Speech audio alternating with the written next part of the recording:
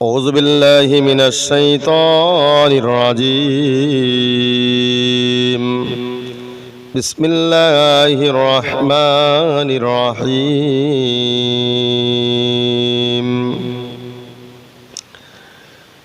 إن الذين آمنوا وعملوا الصالحات كانت لهم جنات الفردوس نزلا خالدين فيها لا يبغون عنها حولا. قل لو كان البحر مدادا لكلمات ربي لنفد البحر قبل أن تنفد كلمات ربي ولو جئنا بمثله مددا. صدق الله العظيم. نحمده ونصلي على رسوله الكريم. أما بعد فأعوذ بالله من الشيطان الرجيم. بسم الله الرحمن الرحيم. يا أيها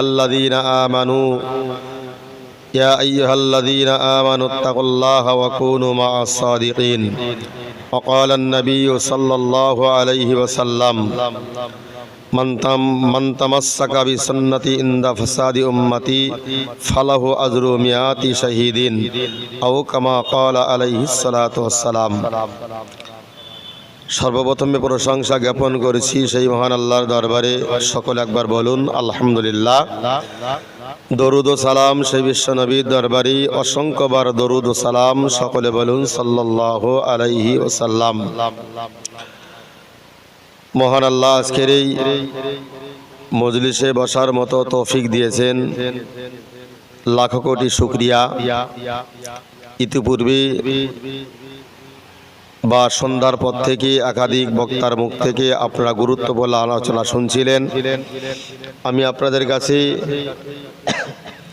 কিছু আলোচনা করার নিয়ত নিয়েই বসেছি। মহান আল্লাহ আমাকে বলার মতো তৌফিক দান করুন। সকলে বলুন আল্লাহুম্মা আমিন। বক্তা শ্রোতা সকলকে আল্লাহ কবুল করুন, সকলকে আমল করার তৌফিক দেন। আর একবার বলুন আল্লাহুম্মা আমিন। আমি আমার বক্তব্যের শুরুতে কোরআন শরীফ থেকে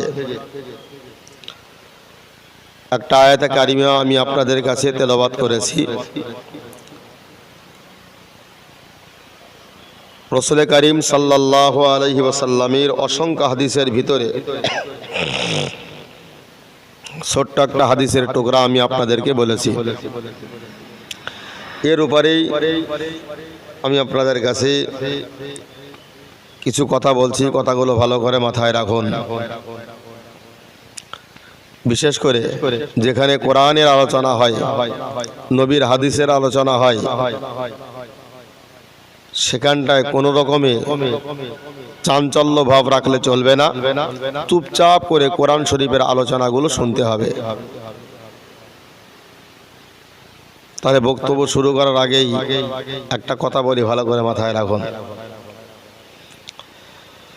وَإِذَا قُرِئَ الْقُرْآنُ فَاسْتَمِعُوا لَهُ وَأَنصِتُوا لَعَلَّكُمْ تُرْحَمُونَ। মহান আল্লাহ বলে, ও আমার বান্দা বান্দিরা, তোমরা মনে রাখো আমি আল্লাহ তোমাদেরকে বলে দিলাম, যেখানে আমি আল্লাহ আমার পাক কালামুল্লাহ শরীফ তেলাওয়াত হয়, আলোচনা হয়, যেখানে আমার কোরআনের বর্ণনা হয়, আমার বান্দা বান্দি তোমরা মনে রাখো, তোমরা চুপচাপ করে সেই আলোচনাগুলো শোনো। যদি তোমরা চুপচাপ করে আলোচনাগুলো শোনো, আমি আল্লাহ বলে দিলাম তাতে তোমাদের আমার পক্ষ থেকে ভালাই রয়েছে। জোরে বলুন সুবহানাল্লাহ। কোরআন শরীফে মহান আল্লাহ জানিয়েছেন, তাহলে যেখানে কোরআনে আলোচনা হয় কোনো রকমে বিয়াদবি করা চলবে না। টুক করে একটা কথা ভালো করে মাথায় রাখুন। একই জমানার দুজন ইমাম, ইমাম আহমদ ইবনে হাম্বল রহমাতুল্লাহ আলাইহি আর ইমাম শাফি রহমাতুল্লাহ আলাইহি একই জমানার ইমাম।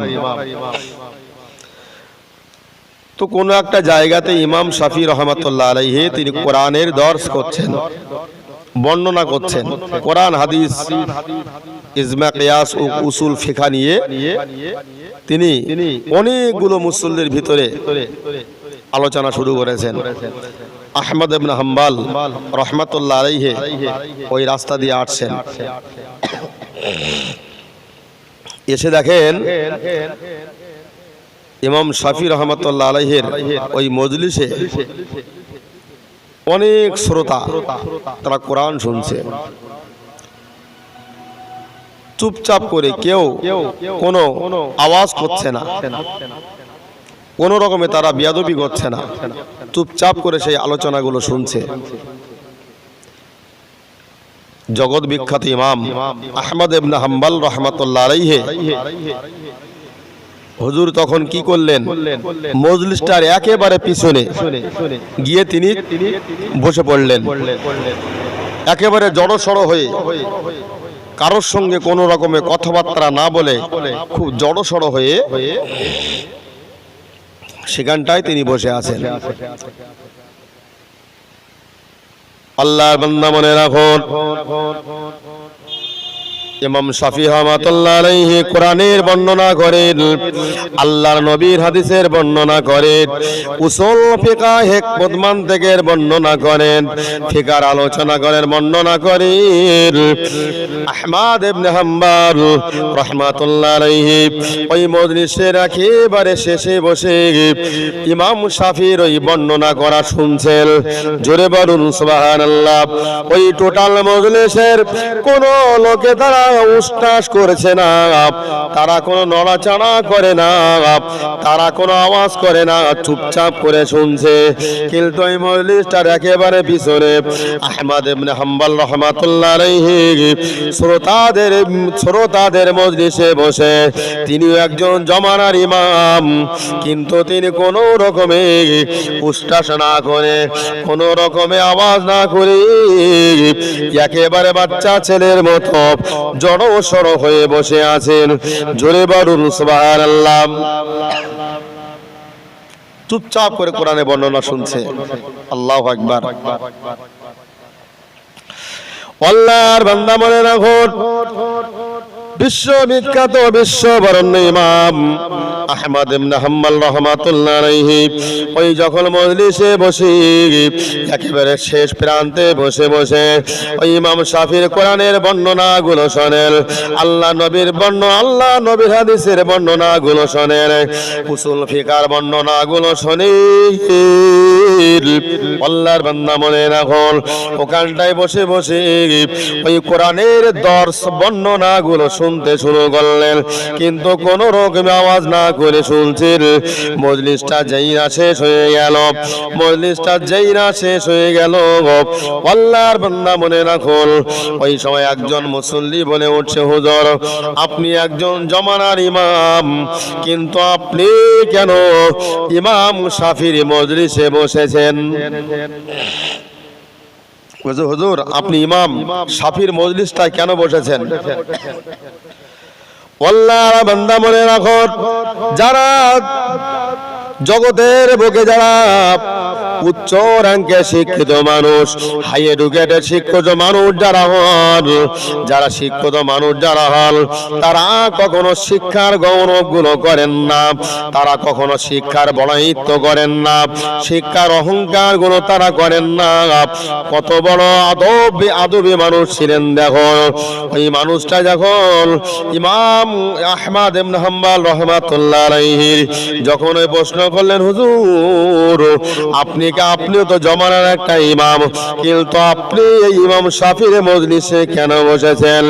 আল্লাহর বান্দা মনে রাখুন, ওই সময়তে আহমদ ইবনে হাম্বল রাহমাতুল্লাহ আলাইহি তিনি এক কথায় উত্তর দিলেন, ও বাবা তুমি মনে রাখো, ও ছেলে তুমি মনে রাখো, ইমাম শাফির ভিতরে মহান আল্লাহ যে জ্ঞান দিয়েছে হয়তোবা সেই জ্ঞানটা আল্লাহ পাক আমাকে দেননি, এই জন্য সেই জ্ঞানটা নেওয়ার জন্য আমি আহমদ ইবনে হাম্বল রাহমাতুল্লাহ আলাইহি ইমাম শাফিঈর মজলিসে বসে আছি। জোরে বলুন সুবহানাল্লাহ। কত জ্ঞানবান ব্যক্তি দেখুন। আহমদ ইবনে হাম্বল রাহমাতুল্লাহ আলাইহি এই কথা বললেন, কিছুক্ষণের পরেই মজলিসটা শেষ হয়ে গেল, দোয়া শেষ। বিশ্ববিখ্যাত ইমাম আহমদ ইবনে হাম্বল রাহমাতুল্লাহ আলাইহি ওই সময় একজন মুসল্লিকে ডেকে বলে, ও আল্লাহর বান্দা, একটাবার দেখো না আমার জামাটা আমি উঁচু করি, আমার পিঠের দিকে যেন কি একটা কামড়ে ধরে রেখেছে।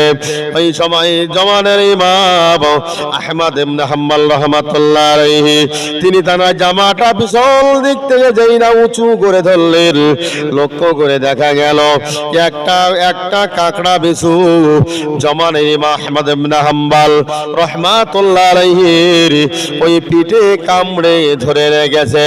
ইমাম আহমদ ইবনে হাম্বলের এমনি করে ওই বিছের জ্বালা যন্ত্রণায় তার দেহটা যেন সবুজ বর্ণর হয়ে গেছে, সমস্ত দেহটা যেন ঘেমে গেছে, দুই চোখ দিয়ে টপ টপ করে পানি পড়ে, কিন্তু কোন রকম আওয়াজ তিনি করলেন না। ওই সময় একজন মুসল্লি বলেন, হুজুর, একটা কাকড়া বিছু আপনাকে কামড়ে ধরে রেখেছে, আপনি মনে করলে তো তখনই বা ওই মুহূর্তে বাহির করে নিতে পারেন, কিন্তু আপনি কোন রকম আওয়াজ কেন করলেন না? বলছে কেন করেনি জানো?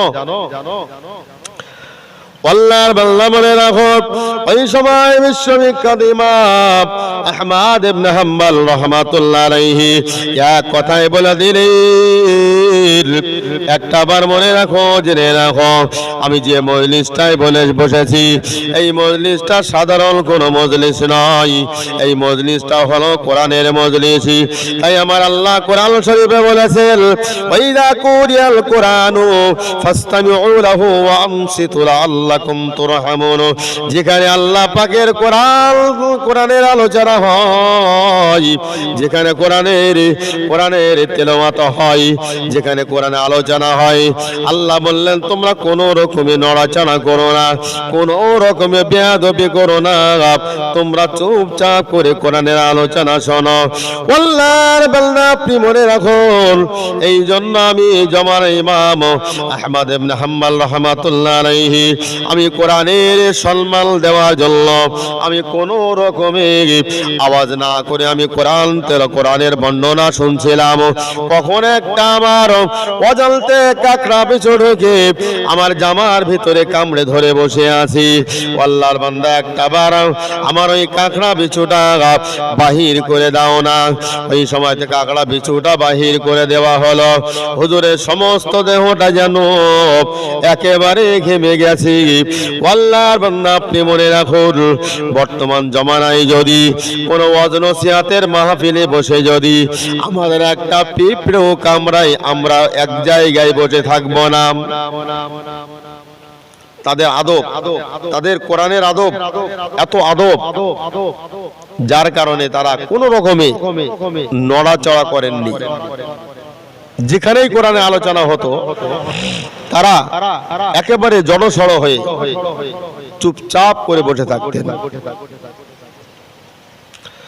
আল্লাহর বান্দা মনে রাখো, আহমদ ইবনে হাম্বল রাহমাতুল্লাহ আলাইহি সেখান থেকে নড়াচড়া করে অন্য জায়গায় সরে বসতে পারতেন, কিন্তু কোন রকমে নড়াচড়া না করে কোরআনের ইজ্জত সম্মান দেওয়ার জন্য ওই কাকড়া বিছুর জ্বালা যন্ত্রণা তিনি সহ্য করেছেন।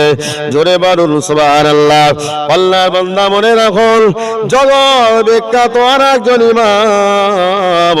ইমামটার নাম হলো আবু হানিফা রাহমাতুল্লাহ আলাইহি, নোমান বিন সাবিত রাহমাতুল্লাহ আলাইহি। তিনি যেখানে বসতেন সেখানে একেবারে জনসড় হয়ে পাগুলো লম্বা করে বসতেন না, কখনো তিনি খালি মাথায় চলতেন না।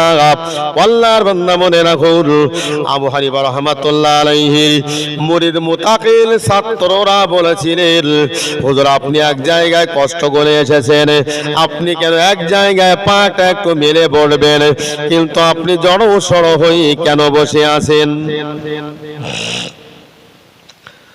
আল্লাহর বান্দা বলে রাখো, আবু হানিফা রাহমাতুল্লাহ আলাইহি, নোমান বিন সাবিত রাহমাতুল্লাহ আলাইহি ওই সময় বলেছিলেন, ওমর মুরিদ মুতাকিনেরা, ওমর ছাত্ররা মনে রাখো, আমি আবু হানিফা যতই কষ্ট করে আসি না কেন, আমি যতই মেহনত করে আসি না কেন, আমি যতই পরিশ্রম করে আসি না কেন, আমি যেখানে এক জায়গায় পাটা একটু মেলে বড়ব, আমি একটু পাটা লম্বা করে বড়ব, কিন্তু আমি এই জন্য বসতে পারি না, আমি জড়সড় হয়ে বসি কেন? আমার ছাত্ররা তোমরা মনে রাখো, আমি এই জন্য পাটা আমি মেলে না বসি, আমি জড়সড় করে বসি কেন? আল্লাহর বান্দা আমার মুরিদ মুতাকিনেরা, তোমরা মনে রেখে দাও, জেনে রেখে দাও, আমি যখন এক জায়গায় চুপচাপ করে বসে থাকি, আমি আবার চোখ দিয়ে দেখতে পাই আল্লাহর নূরের তাজাল্লি দেখতে পাই, আমি যেদিকেই পা মেলিয়ে বলবো সেদিকে আল্লাহর নূরের তাজাল্লি আমি দেখতে পাই। আল্লাহর বান্দা আপনি মনে রাখুন, আবু হানিফা রাহমাতুল্লাহ আলাইহি বলেন, এই জন্য আমি আমার পাটা না মেলে বসি, আমি জড়সড় হয়ে পাগুলো এক জায়গায় করি, জড়সড় হয়ে বসি, আমি যেদিকে পা মেলতে যাই সেদিকে আল্লাহর নূরের তাজাল্লি দেখতে পাই। জোরে বলুন সুবহানাল্লাহ। তাদের ভিতরে কতটা আদব থাকার কারণেই তারা আল্লাহর নূরের তাজাল্লি দেখতে পেতেন, তারা কোরআনের প্রতি সবর করতেন, ধৈর্য ধরতেন। তাই যেখানটায় কোরআন আলোচনা হয়, ওই যা কুরিয়াল কোরআন ফাসতামিউ লাহু ওয়া আনসিতু লাআল্লাকুম তুরহামুন, তোমরা যেখানে কোরআন তেলাওয়াত হয়, আলোচনা হয়, চুপচাপ করে ওই কোরআনের আলোচনাগুলো তোমরা শোনো। মহান আল্লাহ আমাদের এই আদবগুলো বজায় রাখার মতো তৌফিক দেন। যতটুকু আলোচনা করেছি আল্লাহ আমাদের সকলকে আমল করার তৌফিক দেন। ওমা আলাইনা ইল্লাল বালাগ।